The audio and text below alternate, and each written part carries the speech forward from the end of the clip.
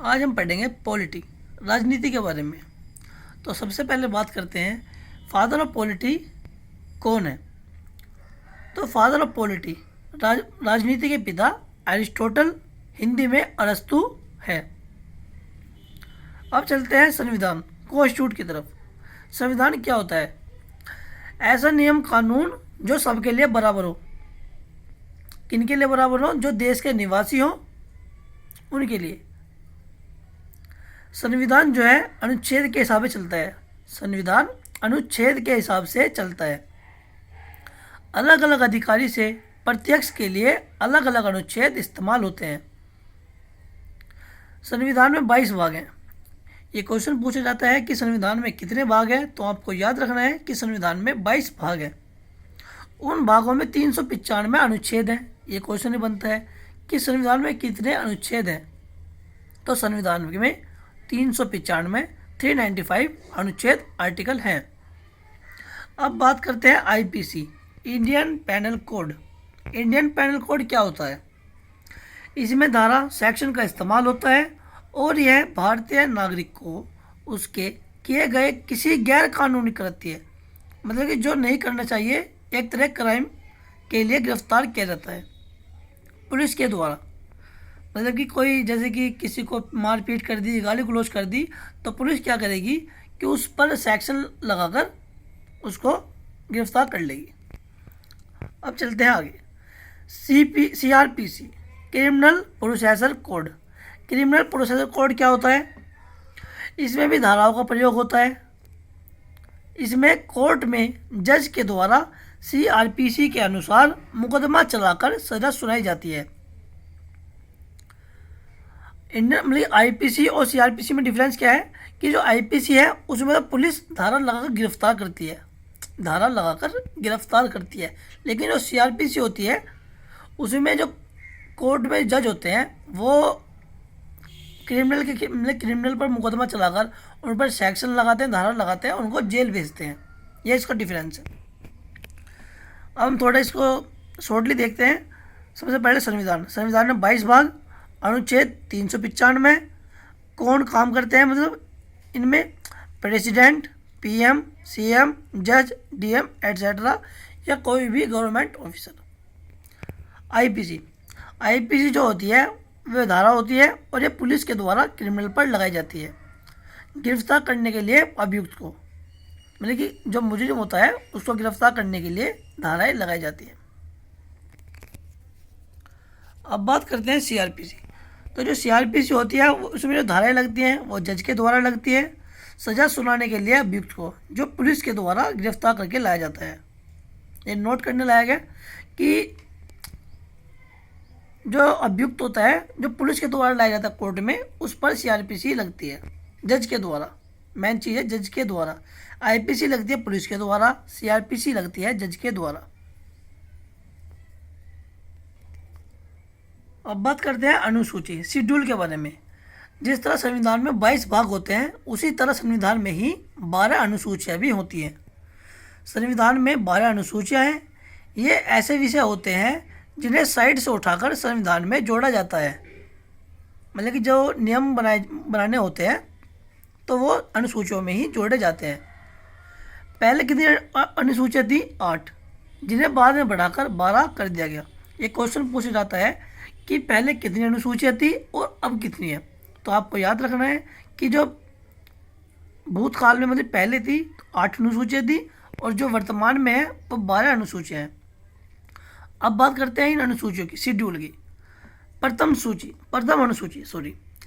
जो प्रथम अनुसूची है उसमें कहा गया है कि जो भारत है वो राज्यों का संघ है। भारत में 28 राज्य हैं और 8 यूनियन टेरिटरी हैं।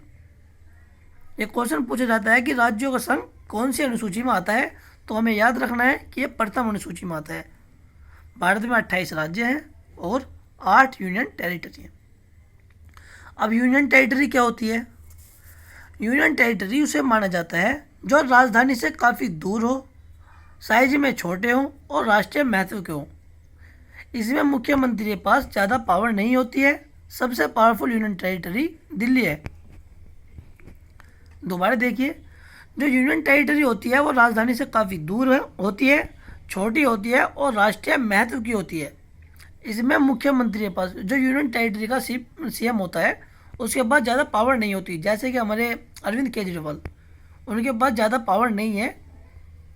जो भी मतलब दिल्ली की जो पावर है वो होम मिनिस्ट्री के अधीन होती है, मतलब गृह मंत्रालय की। तो जो यूनियन टेरिटरी किसके अधीन काम करती है, वो करती है गृह मंत्रालय के अधीन, या केंद्र के कह लीजिए, केंद्र के अधीन कार्य करती है। सबसे ये क्वेश्चन पूछा जाता है कि सबसे पावरफुल यूनियन टेरिटरी कौन सी है। तो सबसे पावरफुल यूनियन टेरिटरी हमारी राजधानी दिल्ली, हमारी राजधानी है, वो सबसे पावरफुल यूनियन टेरिटरी है। अब बात करते हैं दूसरी अनुसूची की। दूसरी जो अनुसूची है वो वेतन को बताती है कि कौन सा अधिकारी को, या फिर ये कह लीजिए सबसे पहले हम प्रेसिडेंट के बारे में बात करते हैं कि प्रेसिडेंट को, पीएम को, सीएम को, गवर्नर को क्या सैलरी देनी चाहिए, क्या नहीं। तो ये जो डिसाइड होता है वो दूसरी अनुसूची में होता है। ये क्वेश्चन डायरेक्ट क्वेश्चन बनता है कि वेतन के बारे में कौन सी अनुसूची में जिक्र किया गया है या वर्णन किया गया है, तो वो किया गया है दूसरी अनुसूची में। अब चलते हैं हम तीसरी अनुसूची की तरफ।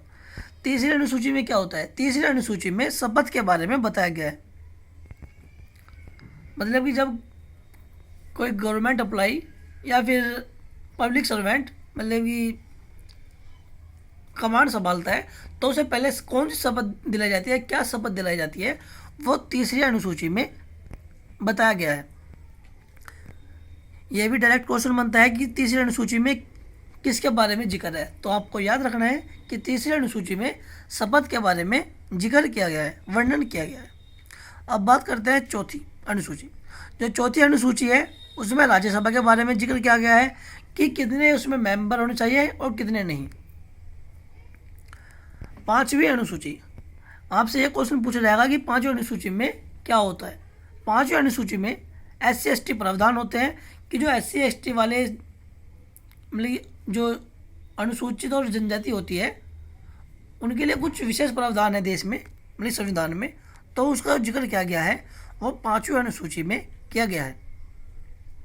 तो आपसे पूछा जा सकता है कि SC/ST प्रावधान किस अनुसूची में है, तो आप डायरेक्ट लगाएंगे पांचवी अनुसूची। अब बात करते हैं छठी अनुसूची। तो छठी अनुसूची क्या बताती है। छठी अनुसूची पूर्वोत्तर राज्य है जिन्हें कुछ विशेष अधिकार दिए गए हैं। अधिकार हम डिटेल में दूसरी क्लासेस में पढ़ेंगे, लेकिन हम यहाँ इतने ही देखेंगे कि जो छठी अनुसूची है उसमें पूर्वोत्तर राज्य के बारे में बताया गया है जिन्हें कुछ विशेष अधिकार दिए गए होते हैं। अब ये जो पूर्वोत्तर राज्य होते हैं ये कौन कौन से होते हैं, यह होते हैं असम, मेघालय, त्रिपुरा और मिजोरम। असम, मेघालय, त्रिपुरा और मिजोरम, इसको हम कैसे याद रखते हैं, इसका फॉर्मूला क्या है, AM/TM, असम, मेघालय अपॉन त्रिपुरा, मिजोरम। ये जो इंडियन मैप होता है उसमें ईस्ट साइड से नीचे की तरफ होता है, पहले असम होगा, फिर मेघालय होगा, फिर त्रिपुरा आएगा, फिर मिजोरम आएगा। छठी अनुसूची पूछा जाता है कि छठी अनुसूची में किसका वर्णन किया गया है। तो छठी अनुसूची में पूर्वोत्तर राज्यों का वर्णन किया गया है जिन्हें कुछ विशेष अधिकार दिए गए हैं। अब बात करते हैं सातवीं अनुसूची के बारे में, जो कि बहुत ज़्यादा महत्वपूर्ण है। हालांकि महत्वपूर्ण तो ये सभी हैं, और कोई से भी एग्ज़ाम हो, कोई से भी, इनसे क्वेश्चन जरूर बनता है। तो सातवीं अनुसूची में क्या दिया गया है कि सातवीं अनुसूची में जो है शक्ति का विभाजन। अब शक्ति का विभाजन क्या होता है, शक्ति विभाजन ये होता है कि जो गवर्नमेंट होती है, मतलब कौन सी गवर्नमेंट या कौन सा अधिकारी किस तरह काम करता है और किस सूची के अंतर्गत आता है। उसमें हर, जैसे कि केंद्र की शक्ति अलग होती है, उसकी CM की अलग होती है, तो इनकी शक्ति जो है वो अलग अलग उसमें भाग में डिवाइड की गई है। तो आपसे पूछा जा सकता है कि शक्ति का विभाजन कौन सी अनुसूची में कब में जिक्र किया गया है, तो आप सीधा लगाएंगे सातवीं अनुसूची। अब शक्ति का विभाजन जो है चार सूची में डिवाइड किया गया है। पहली सूची जो है वो संघ सूची है, जिसकी जो पावर होती है वो केंद्र के पास होती है। याद रखना कि जो संघ सूची होती है उसकी जो पावर होती है वो केंद्र के पास होती है, मतलब जितना भी इसका काम होता है वो केंद्र सरकार ही देखती है। इसमें कितने विषय होते हैं? इसमें होते हैं 100 विषय। संघ सूची में कितने विषय हैं? 100। अब बात करते हैं राज्य सूची। जो राज्य सूची होती है उसमें जो पावर होती है वो राज्य के पास होती है, मतलब सीएम के पास होती है। उसमें पहले 66 विषय थे और वर्तमान में 61 विषय हैं। ये पूछा जाता है कि जो राज्य सूची है उसमें पहले कितने विषय थे, तो आपको याद रखना है कि पहले 66 थे और वर्तमान में 61 है। और इसकी जो पावर होती है वो राज्य के पास होती है।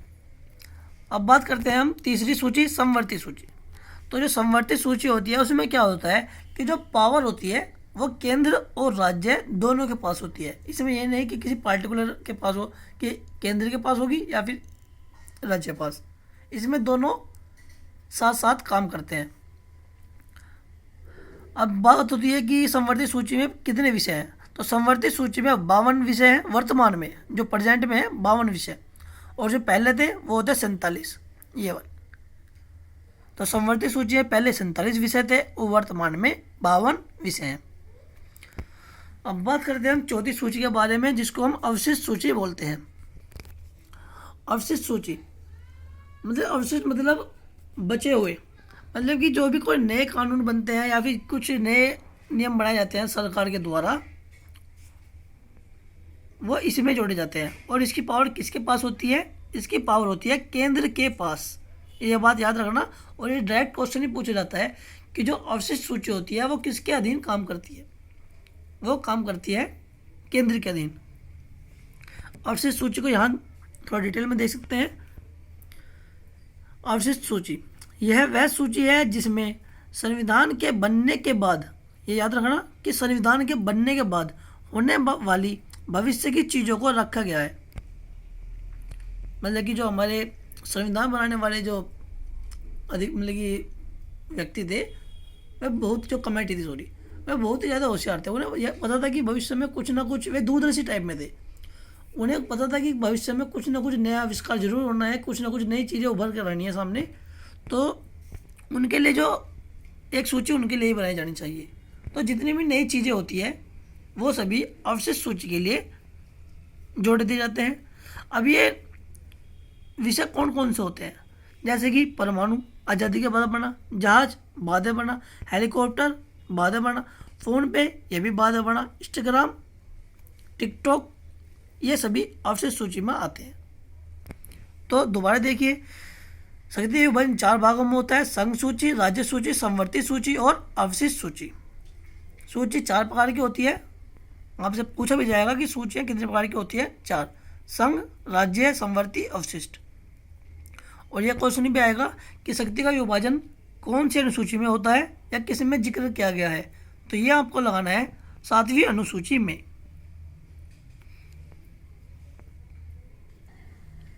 अब बात करते हैं 8वीं अनुसूची की।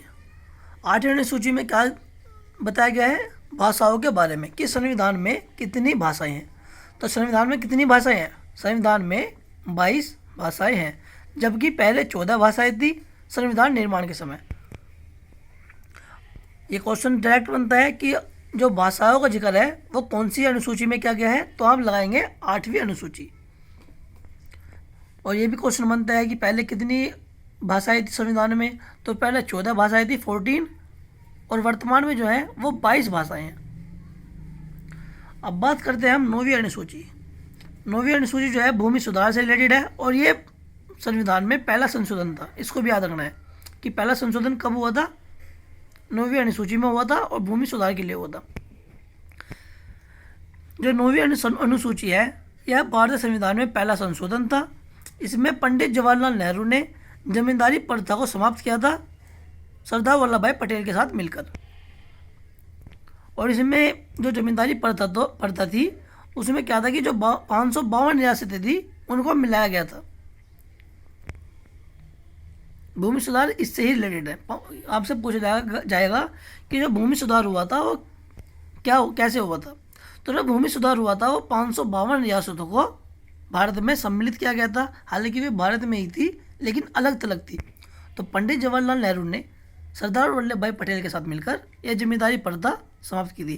पहले हर कोई अपनी ज़मीन का जिम्मेदार होता था, या ये कह लीजिए कि पहले हमारे देश में जिम्मेदारी प्रथा थी। तो भूमि सुधार में जो है वो ये जिम्मेदारी प्रथा समाप्त की गई थी।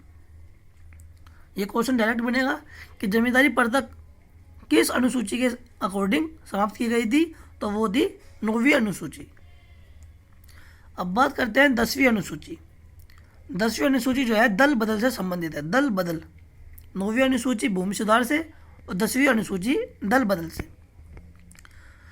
जो दल बदल था ये वो 52वें संशोधन के द्वारा हुआ था, 52वें संशोधन के द्वारा। अब ये दल बदल होता क्या है? यह संशोधन भारतीय राजनीति के लिए बहुत महत्व रखता है।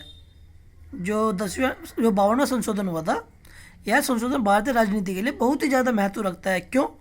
क्योंकि इसमें क्या हुआ था कि जो उस टाइम प्रधानमंत्री थे राजीव गांधी, उन्होंने यह संशोधन किया कि कोई भी नेता किसी भी पार्टी को सपोर्ट कर सकता है, चुनाव लड़ सकता है, लेकिन नेता जो सिर्फ चुनाव के परिणाम से पहले ही यह कर सकता है, अपितु उसकी मान्यता रद्द कर दी जाएगी। क्या कहा गया है कि कोई भी नेता हो वो किसी भी पार्टी को चुनाव से पहले सपोर्ट कर सकता है, चुनाव भी लड़ सकता है किसी भी पार्टी के लिए, लेकिन अगर वो चुनाव जीतने के बाद किसी दूसरी पार्टी या विपक्षी पार्टी को सपोर्ट करता है तो उसकी मान्यता रद्द कर दी जाएगी। इसको ही हम दल बदल कहते हैं। अब बात करते हैं 11वीं अनुसूची के बारे में। तो 11वीं जो अनुसूची है वो पंचायती राज से रिलेटेड है। हमसे पूछा जाएगा डायरेक्ट क्वेश्चन कि पंचायती राज कौन से अनुसूची में आता है, तो वो आता है हमारा 11वीं अनुसूची में। और ये कौन सा संशोधन था? ये था 73 संशोधन, 73। और ये कब हुआ था? 1993 में। पंचायती राज जो है 73वें संशोधन के अकॉर्डिंग हुआ था और 1993 में हुआ था। अब बात करते हैं हम सबसे लास्ट 12वीं अनुसूची। 12वीं अनुसूची में नगर पालिका को सम्मिलित किया गया था।